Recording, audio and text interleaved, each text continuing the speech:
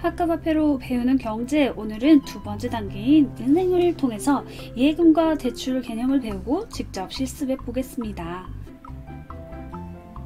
우선 은행이 왜 생겼을까부터 시작을 해봅시다. 옛날 은행이 없었을 때 사람들은 돈을 어디다 보관했을까요? 저금통이요? 아니면 땅에 파묻었을까요? 은행은 정말 좋은 점이 부피가 큰 현금이 있다고 해도 누가 가져갈 걱정이 없어요. 힘들게 모은 내 돈을 잃어버리면 어떻게 해요?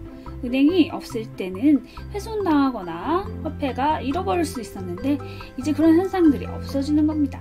그렇게 은행은 발명되었답니다. 또 여러분이 집을 사려면 돈이 필요한데 자본주의 시대에서는 돈이 돈을 번다고 하죠. 예금을 맡기면 이자를 주는 시스템을 은행은 가지고 있습니다.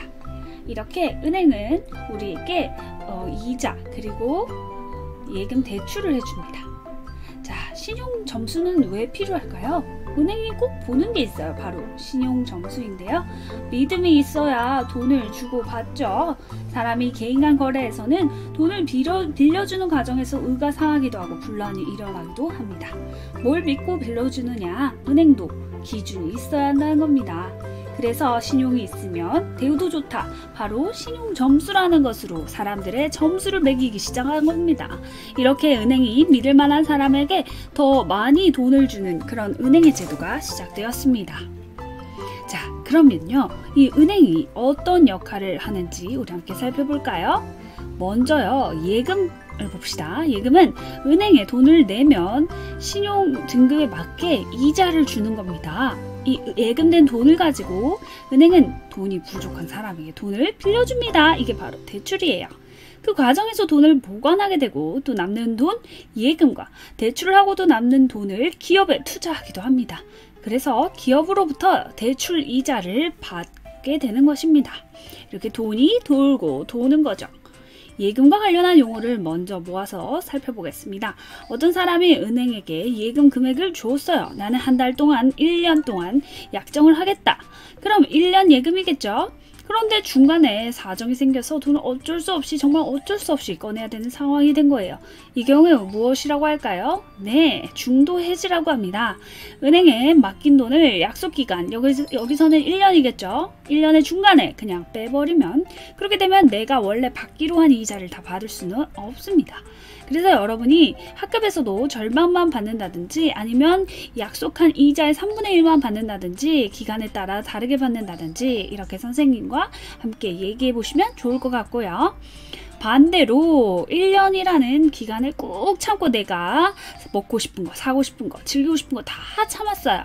그러면 내가 돈에 은행에 빌려준 기간이 된 겁니다. 가득 차 있을 때 할 때 그 만자를 써서 만기라고 합니다.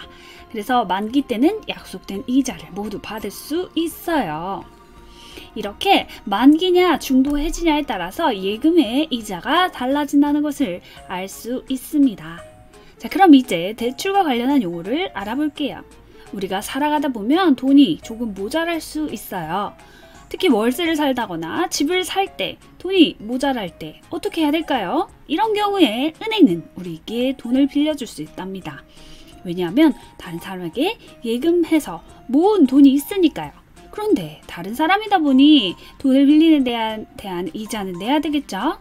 이렇게 일정 기간 동안 돈을 빌리는 대신 일정 금액의 이자를 주기로 하고 약속을 하는데 중간에 원래 빌렸던 1년 동안 빌리기로 한 돈을 미리 갚아버렸어요. 이것을 중도상환이라고 하고요.